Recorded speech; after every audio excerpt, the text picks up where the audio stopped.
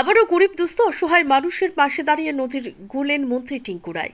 সে সাথে মন্ত্রী টিঙ্কু রায়ের মহানুভবতায় অসহায় দুস্থ 65 বছরের বৃদ্ধা মা শেষবারের মতো তার নিজের মৃত ছেলের মুখ নিজের মতো করে দেখেন এবং মৃতদেহকে জড়িয়ে ধরে কাঁদেন। ঘটনা কৈলাসহরের দেবস্থল এলাকায়। কৈলাসহরের দেওরাছড়া এডিসি ভিলেজের 4 নম্বর ওয়ার্ডের দেবস্থল গ্রামের স্থায়ী বাসিন্দা 70 বছরের বীরবল তাঁতি এবং ওনার স্ত্রী 65 বছরের গীতা তাঁতি। ধর্মে বিশ্বাসী, পেশাগতভাবে ওনারা দুজনেই বৈষ্ণব এবং বৈষ্ণবী। দেবস্থল এলাকায় ওনাদের নিজের বাড়িতে জগন্নাথ মহাপ্রভুর একটি মন্দির রয়েছে। এই মন্দিরে বিগত 30 বছর ধরে তারা দুজন নিয়মিতভাবে পুজো পাঠ সহ সেবায়েতের কাজ করে থাকেন। সাধারণ মানুষের দান দক্ষিণায় খুব কষ্ট করে বিগত 30 বছর ধরে এই মন্দির পরিচালনা করে আসছেন গীতা তাঁতি এবং বীরবল তাঁতি। গীতা দেবী জানান 33 বছরের নেপাল তাঁতি নামে ওনার এক ছেলে ছিল। অভাবের তাড়নায় নেপাল তাঁতি বাড়ি থেকে বেরিয়ে গিয়ে বিগত 1 বছর ধরে বেঙ্গালুরে এক বেসরকারি সংস্থা সিকিউরিটি গার্ডের কাজ করত এবং নেপাল বেঙ্গালুরে একাই থাকত। বিগত কিছুদিন পূর্বে নেপাল বেঙ্গালুরে অসুস্থ হয়ে পড়ে। শারীরিক অবস্থা চূড়ান্ত খারাপ হয়ে যাওয়ায় উন্নত চিকিৎসার জন্য নেপাল বেঙ্গালুরের এক বেসরকারি হাসপাতালে ভর্তি হয়। অসুস্থতার খবর এবং বেসরকারি হাসপাতালে ভর্তির খবর নেপাল নিজেই বাড়িতে ফোন করে জানিয়েছিল। বেসরকারি হাসপাতালে 4 দিন থাকার পর মৃত্যু ঘটে নেপালের। বেসরকারি হাসপাতাল কর্তৃপক্ষ নেপালের মৃত্যুর খবর নেপালের মা গীতা তাঁতিকে ফোন করে জানান, কিন্তু কি আর করবেন, গীতা দেবী ভেবে পাচ্ছিলেন না। কারণ গীতা দেবীর পারিবারিক অবস্থা এতটাই খারাপ, ওনারা রেলের টিকিট ক্রয় করে বেঙ্গালুরে গিয়ে ছেলের মৃতদেহ দেখার সেই সামর্থ্য নেই। মৃত ছেলের মুখ শেষবারের মতো দেখার জন্য লাগাতার 2 দিন গীতা দেবী বাড়িতে বসে কাঁদছিলেন। কোনো উপায় না পেয়ে স্থানীয় বিধায়ক তথা মন্ত্রী টিঙ্কু রায়ের কাছে গীতা দেবী নিজেই ফোন করে কাঁদতে কাঁদতে ঘটনাটি জানান এবং মৃতদেহ বাড়িতে আনার অনুরোধ করেন। এরপর মন্ত্রী টিঙ্কু রায় নিজেই বেঙ্গালুরের বেসরকারি হাসপাতাল কর্তৃপক্ষের সঙ্গে যোগাযোগ করা শুরু করেন। পরবর্তীতে মন্ত্রী টিঙ্কু রায়কে বেঙ্গালুরের বেসরকারি হাসপাতাল কর্তৃপক্ষ জানায় মৃত নেপাল তাঁতের চিকিৎসা বাবদ 1,07,000 টাকা হাসপাতালে বকেয়া রয়েছে। সেই বকেয়া টাকা প্রদান না করা হলে বেসরকারি হাসপাতাল কর্তৃপক্ষ মৃতদেহ হস্তান্তর করবে না। পরবর্তীতে বকেয়া 1,07,000 টাকা মন্ত্রী টিঙ্কু রায় নিজেই বেঙ্গালুরের বেসরকারি হাসপাতালে পেমেন্ট করেন এবং মন্ত্রী টিঙ্কু রায় নিজের আরও টাকা খরচ করে মৃতদেহ বেঙ্গালুরু থেকে বিমানে করে আগরতলায় আনেন।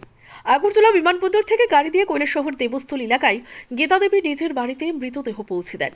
এই কথা মন্ত্রী টিঙ্কু রায় নিজেই গীতা দেবীর বাড়িতে বসে মৃতদেহ আনার পর জানান।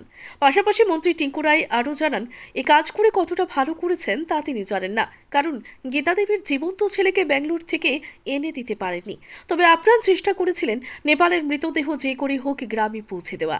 রাজ্যের যুবক যুবতীদের উদ্দেশ্যে বলেন যে বহিরাজ্যে কাজে যেতে হলে যে সংস্থার অধীনে কাজে যাবেন সেই সংস্থা সম্পর্কে ভালো করে খোঁজ খবর নিয়ে যাবার জন্য, কারণ নেপাল তাতে যদি ভালো সংস্থার অধীনে কাজ করত তাহলে চিকিৎসার জন্য নেপালের মৃত্যু হতো না এবং মৃত্যু হলেও মৃত্যুর পর মৃতদেহ সংস্কার পক্ষ থেকে বাড়িতে পৌঁছে দেওয়া হতো। এই বাড়িরই আমার এই কাকিমা যিনি আছেন আর এখানে কাকু আছেন, ওনাদেরই ছেলে ব্যাঙ্গালোরে থাকতো, সেখানে একটা প্রাইভেট কোম্পানিতে সিকিউরিটির জব করতো এবং সেখানে কয়েকদিন আগে তার ডেঙ্গু হয় এবং ডেঙ্গুতে আক্রান্ত হয়ে হসপিটালাইজ হয়। কিন্তু আসলে গরিব মানুষেরা এরা বুঝেও ওঠে না যে কোথায় ভর্তি হয়। সরকারি অনেকগুলো হসপিটাল আছে যেখানে ফ্রিতে চিকিৎসার ব্যবস্থা থাকে, তো তাড়াহুড়া করে সেখানে প্রাইভেট হসপিটালে ভর্তি হয় এবং সেখানে তার 2-3 দিন হসপিটালে থাকার পর তার মৃত্যু হয়।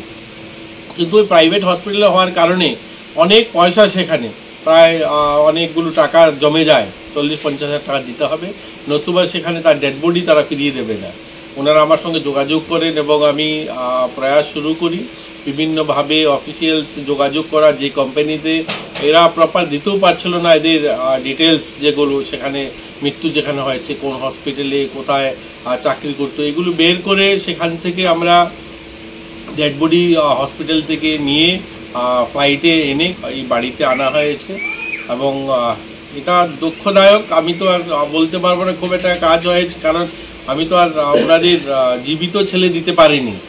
তো আমার প্রয়াস ছিল যে ডেড বডিটা কমসে কম গ্রামে ফিরে আসুক। আমি একটাই বলবো আপনাদের মাধ্যমে, আমাদের গ্রামের ছেলেরা যারা বাইরে কাজ করতে যান সতর্কতা অবলম্বন করা, বাড়িতে ডকুমেন্ট যেগুলো থাকে সেগুলো যে কোম্পানিতে কাজ করে বাড়িতে এগুলো যেন দিয়ে রাখা হয়, তাহলে কি হয় কোনো সময় কোনো দুর্ঘটনা হলে সেটা কাজ করতে বা তাদের কাছে সুবিধা পৌঁছাতেও আমরা খুব তাড়াতাড়ি করতে পারি। আর এরা এত গ্রামের এত প্রান্তিক গ্রাম আপনারা দেখছেন দেবস্থলের মতো এলাকায় ওদের বাড়ি, এরা বাড়ির সঙ্গে সেই সম্পর্ক ঠিক ছিল না যে কোথায় থাকে, কোথায় তাদের ঘর ভাড়া, কোথায় কাজ করছে, এগুলো প্রপার ছিল না। তার জন্য একটু অসুবিধা হয়েছে, 3-4 দিন সময় লেগে গেছে নিয়ে আসতে। নেপালের মৃতদেহ বাড়িতে পৌঁছা মাত্রই বাড়িতে ভিড় জমে যায়, গোটা গ্রামে কান্নার ঢোল ওঠে। নেপাল দেবস্থল গ্রামের সবার কাছে খুবই প্রিয় ছিল। নেপালের মৃত্যু হয়েছে সেটা বিশ্বাস করতে পারেননি কেউ। বেঙ্গালুরু নেপাল তাদের মৃত্যুর পর নেপালের মৃতদেহ গ্রামবাসীরা দেখতে পারবে, সেটা দেবস্থল গ্রামের মানুষের কাছে অলৌকিক স্বপ্নের মতো ছিল। অন্যদিকে অসহায় নিরীহ দুস্থ গরিব 65 বছরের গীতা দাদি নিজেই জানান যে উনি ভেবেছিলেন নিজের ছেলের মৃতদেহটি এবং ছেলের মুখটা শেষবারের মতো আর কোনোদিন দেখতে পারবেন না। এটা একমাত্র সম্ভব হয়েছে স্থানীয় বিধায়ক তথা মন্ত্রী টিঙ্কু রায়ের কল্যাণে। এই কাজের জন্য গীতা দেবী মন্ত্রী টিঙ্কু রায়ের দীর্ঘায়ু কামনা করেন এবং মন্ত্রীকে ভগবান বলেও সম্বোধন করেন। আমার ছেলে, আমরা তো খুব গরিব মানুষ, আমার ছেলে বেঙ্গালুরু গেলে গিয়ে একটা সিকিউরিটি গার্ডে জড়িত হলো। তো এইখানে গিয়ে হঠাৎ করে কীরকম জ্বর হয়ে একটা হসপিটালে ভর্তি ছিল। ভর্তি যাওয়ার পরে 2 দিন পরে আমরা টাকা পয়সা নাই, কিচ্ছু নাই, আমরা খুব গরিব মানুষ। পরে ছেলেটা মারা গেছে। মারার পরে তারপরে আমি বললাম এখন কি উপায় হবে, আমাদের মন্ত্রী আছে, আমি আমার টিঙ্কু রায়কে আমরা বললাম সব কিছু বলার জন্যে। উনিকে বললাম আমাদের বাবা কত দূরে ও যেন মৃত্যুগত হয়েছে, আমাদের কিছু চাই নেই। আমাদের টিঙ্কু রায়কে বললাম আমাদের ডেড বডিটা আমরাকে দেখাবেন, একটু মরামুখটা আমরা দেখব। উনি এনে দিয়েছে। আপনার ছেলের নাম কি ছিল? আমার ছেলের নাম হলো নেপাল তাঁতি। আপনার কি নাম? আমার নাম গীতা তাঁতি, বাবার নাম বীরবল তাঁতি। ছেলের বয়স কত হবে? 33 হবে। ছেলে কোন জায়গায় মারা গেছে? এটা কি মানে বেঙ্গালুরু হাসপাতালের মধ্যেই? হাসপাতালের মধ্যেই মারা গেছে। কি অসুখ হয়েছিল? এটা ডেঙ্গু না টেঙ্গু বলে যে। এখন আপনি মানে কি বলতে চাইছেন, বা আপনার আপনার মূল বক্তব্যটা কি? মূল বক্তব্য, এখন আমার ছেলে যখন স্বর্গলাভ হয়ে গেছে, আমাকে তো ডেড বডিটা আমার ধন্যবাদ দিচ্ছি। আমার যে মন্ত্রী এনে দিয়েছে, আমি যে মরামুখটা একটু দেখতে পারলাম, এটাই আমি ধন্যবাদ দিচ্ছি। উনি যেমন কোটি কোটি জয় হোক, ঠাকুরের মঙ্গল করুক বাবা।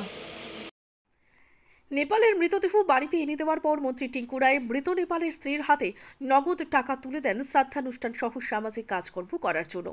এছাড়াও গরিব দুস্থ অসহায় গীতা দেবীর পরিবারের পাশে দাঁড়ান মন্ত্রী টিঙ্কু রায়।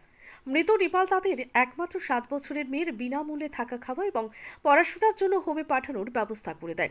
আগামী 1 মাসের মধ্যে নেপালের স্ত্রীর বিধবা ভাতা এবং মৃত নেপাল তাঁতির মা 65 বছরের গীতা তাঁতির বয়স্ক ভাতার ব্যবস্থা করে দেন মন্ত্রী টিঙ্কু রায়। এভাবে অচেনা অসহায় নিরীহ দুস্থ গরিব পরিবারের পাশে দাঁড়িয়ে সাহায্য সহযোগিতা করার খবর ইতিমধ্যেই সামাজিক মাধ্যমে চাউর হতেই গোটা দেবস্থল গ্রাম সহ কৈলাস শহরের মানুষ মন্ত্রী টিঙ্কু রায়কে সাধুবাদ জানাচ্ছেন।